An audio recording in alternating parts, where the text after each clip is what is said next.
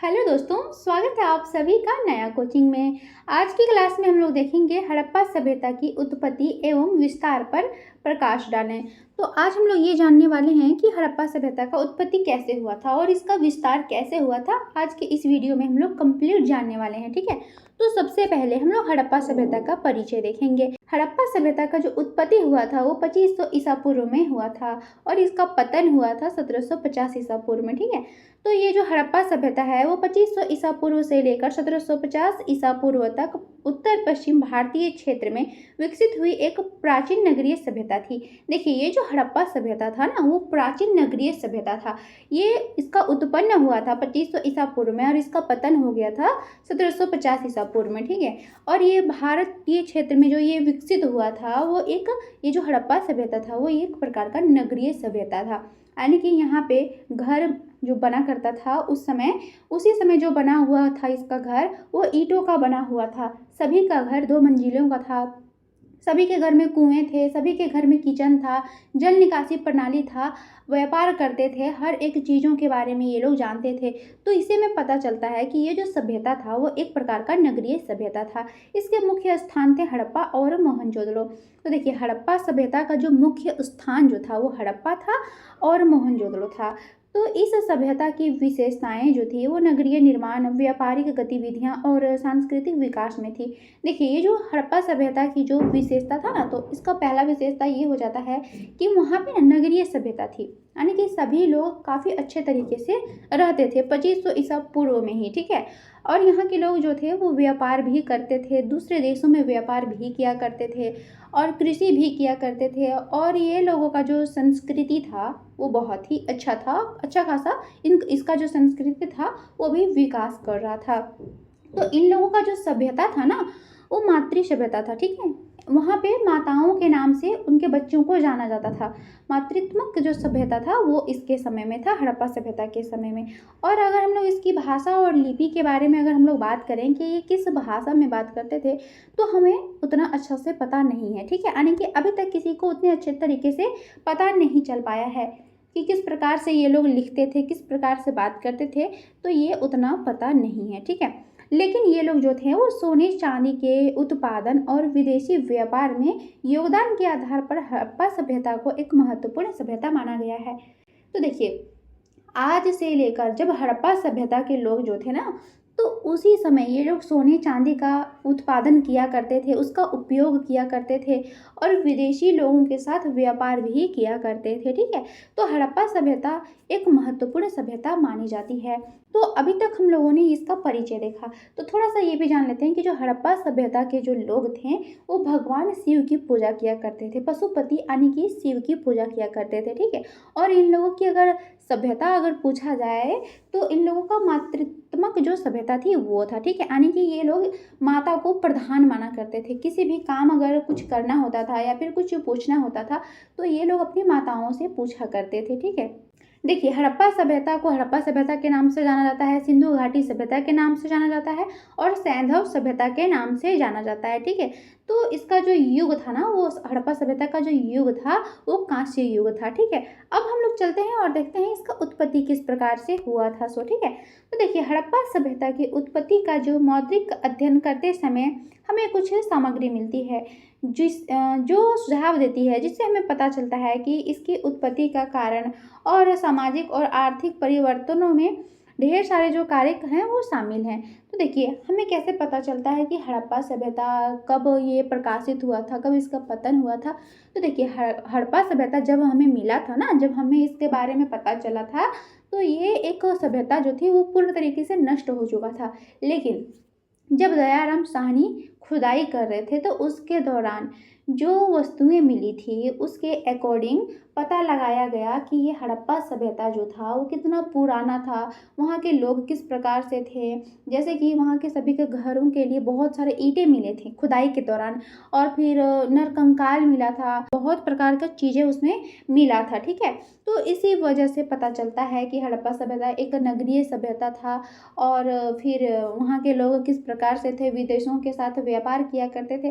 तो ये सब हमें खुदाई के दौरान जो वस्तुएं मिली है तो उसी से हमें पता चलता है। हम लोग ये नहीं कह सकते हैं कि हड़प्पा सभ्यता जब प्रकाशित हुआ था 2500 ईसा पूर्व में तो उस समय हम लोग वहाँ देखने के लिए गए थे, ऐसा हम लोग नहीं कह सकते हैं, ठीक है। क्योंकि हड़प्पा सभ्यता का पता ही जो हमें चला है वो उसके खुदाई के दौरान ही पता चला है, ठीक है। तो हड़प्पा सभ्यता की उत्पत्ति का समय आमतौर पर एनसीईआरटी के द्वारा 2500 ईसा पूर्व से लेकर 1750 ईसा पूर्व तक माना जाता है। हालांकि और जो कुछ कुछ बुक है ना तो उसमें थोड़ा सा टाइम अलग अलग दिया हुआ है, लेकिन एग्जैक्ट टाइम अगर पूछा जाए तो 2500 ईसा पूर्व से लेकर 1750 ईसा पूर्व होगा, क्योंकि ये एनसीईआरटी में लिखा हुआ है, ठीक है। तो इस समय के दौरान सुमेरिया, मेसोपोटामिया और फिर नील नदी क्षेत्र में समृद्धि और नगरीय सभ्यता का विकास हो रहा था। तो हड़प्पा सभ्यता के साथ साथ सुमेरिया, मेसोपोटामिया और नील नदी के क्षेत्र में जो था वो काफ़ी ज़्यादा विकास हो रहा था नगरीय सभ्यता का, ठीक है। तो हड़प्पा सभ्यता ने अपने आत्मनिर्भरता और व्यापारिक गतिविधियों के द्वारा इसमें सबसे पहला जो उत्तर पश्चिम भारतीय क्षेत्र में जो समृद्धि की थी, ठीक है। तो ये जो हड़प्पा सभ्यता था वो खुद के बदौलत इसने व्यापार के दौरान इसने पहले उत्तर पश्चिम भारत क्षेत्र पे आने की बहुत ही ज़्यादा विकास किया था, ठीक है। और इसमें गंगा और सरस्वती नदियों के क्षेत्र भी इसमें शामिल होने की आशा किया जाता है कि गंगा और नदी जो था वो हड़प्पा सभ्यता के समय वहाँ पे जो सिंधु घाटी सभ्यता था उस नदी में शामिल था, ठीक है। तो इस सभ्यता के लोग नगरीय जीवन बसाने में परिकृष्ट रह रहे थे और उनके नगरों में सुखद जीवन शैली का अनुसरण हुआ था। देखिए हम लोग कह सकते हैं कि हड़प्पा सभ्यता में ना गरीबी के बारे में पता नहीं था, क्योंकि जो सबसे गरीब वर्ग हुआ करता था उसके भी घर ईंटों का बना हुआ करता था, वो भी 2 मंजिले का बना हुआ था, ठीक है। तो हड़प्पा सभ्यता जो था वो एक नगरीय सभ्यता था और वहाँ का जो जीवन शैली था वो बहुत ही सुखमय था, अच्छा जीवन शैली था सभी को। सभी लोग बीमार कम पड़ते थे और साफ सफाई का ध्यान देते थे। मोहनजोदड़ो में यानी कि हड़प्पा सभ्यता में स्नानागार मिले हैं, अन्नागार यानी कि स्टोर रूम, भंडार घर जिसे हम लोग बोलते हैं, सारी चीज़ों की व्यवस्था थी वहाँ पे, सारी चीज़ भी मिले हैं, ठीक है। तो मोहनजोदड़ो के स्थल पर शोध ने यह सिद्ध कर दिखाया है कि इन नगरों का योजनाबद्ध निर्माण और सुरक्षा तंत्र बहुत ही विकसित था। तो मोहनजोदड़ो में कुछ ऐसे ऐसे वस्तुएं मिली है जो जो मतलब वो वस्तुएं से सिद्ध हो जाती है कि ये जो हड़प्पा सभ्यता था वो बहुत ही एक योजना के तरीके से सब लोग उस पर चलते थे और सभी लोग सुरक्षित ढंग से रहते थे। देखिए अभी के समय में क्या होता है कि जैसे कि गांव या फिर शहर, बहुत सारे जगहों पे नाले का पानी या फिर कूड़ा करकट जो रहता है वो जहाँ तहाँ फैला मिलता है, लेकिन हड़प्पा सभ्यता में ऐसा नहीं था। वहाँ पे सभी लोग अच्छे तरीके से व्यवस्थित ढंग से रहते थे। तो भौगोलिक रूप से इस सभ्यता के स्थलों का चयन सूचना का संबंध रखा जाता था। देखिए भौगोलिक दृष्टि से इस सभ्यता का जो स्थल था तो उसमें ना उसको चुनने के लिए सूचना का संबंध भी रखा जाता था। और फिर नगर का योजनाबद्ध निर्माण, सरस्वती और गंगा नदियों के समीप होना और उत्तर पश्चिम भारतीय उपमहाद्वीप की समृद्धि के क्षेत्र के साथ इसका संबंध हो सकता है। तो देखिए हड़प्पा सभ्यता जो था वो एक नदी के किनारे बसा हुआ शहर था, जिससे इन लोगों के पास पानी की कमी कभी नहीं होता था। तो इसीलिए ये लोग खेती भी अच्छे तरीके से किया करते थे और जो खेती करते थे वो दूसरे देशों के साथ ये लोग व्यापार भी किया करते थे, ठीक है। वस्तुओं को बेचते थे, खरीदते थे और ये सारा काम करते थे। बस हड़प्पा सभ्यता के जो लोग थे ना वो लोहे से परिचित नहीं थे। सोचिए ये लोग लोहे से परिचित नहीं थे उस समय, इतना इन लोगों ने विकास किया। अगर ये लोगों के बारे में यानी कि इन लोगों को अगर लोहे के बारे में पता रहता तो ये क्या किए रहते, सो आप आइडिया लगा सकते हैं। देखिए इन लोगों के पास लोहे नहीं था, ठीक है। देखिए अभी जो खेती होता है वो लोहे के माध्यम से हल होता है या फिर ट्रैक्टर जो होता है तो उसमें लोहे का धातु बना रहता है ना, तो उस समय काम किया जाता है तो जल्दी होता है। लेकिन उस समय ये लोग लोहे से परिचित नहीं थे, फिर भी इतना अच्छा से खेती करते थे, व्यापार किया करते थे। अगर ये लोग लोहे से परिचित होते तो ना जाने ये लोग क्या करते, ठीक है। तो इस सभ्यता की भाषा, लिपि और सांस्कृतिक धाराएं इसे अन्य सभ्यताओं से अलग बनाती है और इसे हड़प्पा संस्कृति के रूप में पहचाना जाता है। तो देखिए इसकी जो सभ्यता थी ना हड़प्पा सभ्यता, वो इसे एक अलग पहचान देता है और इसकी उत्पत्ति जो है और इसका विकास में विभिन्न कारणों का संगठन और समृद्धि की प्रक्रिया और समाजशास्त्रीय परिवर्तनों का अध्ययन और इस सभ्यता की महत्वपूर्ण पहलुओं को समझने में मदद मिलता है। तो हड़प्पा सभ्यता के खुदाई के दौरान जो यहाँ पे साक्ष्य मिले हैं, जो सबूत मिले हैं, ठीक है, तो उससे पता चलता है कि किस प्रकार से इसका सभ्यता था, नगरीय सभ्यता था, किस प्रकार से ये लोग पढ़े लिखे थे, विकसित थे, सभी चीज़ों के बारे में जानते थे, सोने चांदी के बारे में जानते थे, व्यापार किया करते थे। तो ये सब पता चलता है इसके उत्पत्ति के दौरान, ठीक है। अब आगे हम लोग देखते हैं इसका विस्तार कैसे हुआ था। ठीक है, तो हड़प्पा सभ्यता भारतीय उपमहाद्वीप के प्राचीन समय की सुप्रसिद्ध सभ्यताओं में से एक थी। देखिए, ये प्राचीन भारत की ना इस सभ्यता में से एक थी हड़प्पा सभ्यता, जो काफ़ी ज़्यादा फेमस और चर्चित है।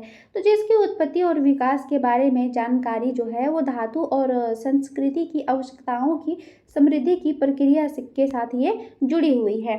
तो ये जो सभ्यता है ना, वो संस्कृत के साथ इसका जो कल्चर था, इसके जो धातु था, जो वस्तुएं थी, तो उसकी जो आवश्यक जो समृद्धि थी उसके साथ ये जुड़ी हुई थी। ठीक है, तो हड़प्पा सभ्यता का समय जो है वो सामाजिक और आर्थिक परिवर्तनों के दौरान ये हुआ था, जो उत्तर पश्चिम भारतीय क्षेत्र में ये विकसित हुआ था। अभी ये जो सिंधु सभ्यता, जो हम लोग कह सकते हैं सिंधु नदी, ये वर्तमान में पाकिस्तान में स्थित है। ठीक है, तो इसका पहला विस्तार में हम लोग पहला पॉइंट देखते हैं कि स्थान और भूगोल। तो हड़प्पा सभ्यता के प्रमुख स्थल हड़प्पा, मोहनजोदड़ो, धौलावीरा होगा यहाँ पे। ठीक है, तो धौलावीरा, कालीबंगन और रोपड़ और लोथल थे। तो हड़प्पा सभ्यता का जो प्रमुख स्थल था ना, तो वो था पहला हड़प्पा था, मोहनजोदड़ो था, धौलावीरा था, कालीबंगन था। तो देखिए, मोहनजोदड़ो को ना और हड़प्पा सभ्यता को जुड़वा बहन कहा जाता है। ठीक है, और कालीबंगन से बहुत सारा मेकअप, उस समय लोग वहाँ पे मेकअप भी किया करते थे, तो चूड़ी, लिपस्टिक वगैरह सारा चीज़ मिला है। रोपड़ हुआ करता था, और लोथल इन लोगों का ना बंदरगाह था। ठीक है, यानी कि पतन था, जहाँ पे पानी वाला जहाज रुकता था, आता जाता था ना, तो ये इन लोगों का बंदरगाह था लोथल जो है वो वर्तमान में अभी गुजरात में स्थित है। तो इन स्थलों का चयन संस्कृति और व्यापारिक गतिविधियों के दृष्टिकोण से हुआ था। तो सरस्वती और गंगा नदियों के क्षेत्र का चयन इन स्थलों के लिए एक महत्वपूर्ण कारण था। तो इन लोगों ने सरस्वती और गंगा नदी का जो चुनाव किया था, तो यही सब, ये जो मोहनजोदड़ो, धौलावीरा, ये सब था, तो यही स्थलों को देखते हुए किया था, ताकि इन लोगों का विकास अच्छे तरीके से हो सके। दूसरा इसका पॉइंट है समृद्धि और व्यापार। तो हड़प्पा सभ्यता ने उत्तर पश्चिम भारतीय क्षेत्र में समृद्धि का सिद्धांत को अपनाया और व्यापार के माध्यम से अपनी सामरिक और आर्थिक स्थिति को इन लोगों ने सुधारा था। तो इन लोगों ने ना विदेशियों लोगों के साथ, यानी कि विदेशों में व्यापार किया था, अपने देशों के साथ साथ दूसरे देशों में इन लोगों ने व्यापार किया था और अपनी स्थिति को काफ़ी ज़्यादा मजबूत बना लिया था। इसके स्थलों से मिले गए जो वस्तुएं हैं और इसके जो सीलों का जो अध्ययन है, उससे ये साबित होता है कि ये जो सभ्यता था वो बाह्य बाजारों से भी व्यापार किया करते थे। बाह्य बाजारों डैट मीन्स कि विदेशियों लोगों के साथ, विदेशों से ये व्यापार किया करते थे। अपने देश में तो ये लोग व्यापार किया ही करते थे, अपने देश के साथ साथ विदेशों में ये लोग व्यापार किया करते थे, जो शिलालेख मिला है उन सबसे पता चलता है। ठीक है, तीसरा इसका है कि नगरीय योजना और सामरिक संरचना। तो हड़प्पा सभ्यता के स्थलों का नगरीय योजनाबद्ध निर्माण इस सभ्यता की जो ऊंची सामाजिक और सांस्कृतिक जो विकास को हमें दिखाती है। ठीक है, यानी कि जो हड़प्पा सभ्यता जो ये था, तो ये नगरीय सभ्यता था, तो ये एक योजना तरीके से बनाया गया था और सभी लोग इसे जानते थे और मानते थे। ठीक है, तो मोहनजोदड़ो और हड़प्पा के जो स्थलों पर शोध ने, यानी कि जो सबूत मिला है, उससे ये सिद्ध हो गया है कि इन नगरों को, यानी कि लाइन बाय लाइन योजना तरीके से तैयार करवाया गया था। तो सरकारी भव्यता और सुरक्षा तंत्र बहुत ही विकसित थे। तो यहाँ पे बहुत ही बड़े स्नानागार हुआ करते थे। ठीक है, जो बहुत ही भव्य तरीके से, वो बहुत ही बड़ा था, और यहाँ पे वो जो स्नानागार था उसको लोग, मतलब जो धार्मिक कार्य होता था उसके लिए उसका उपयोग किया करते थे।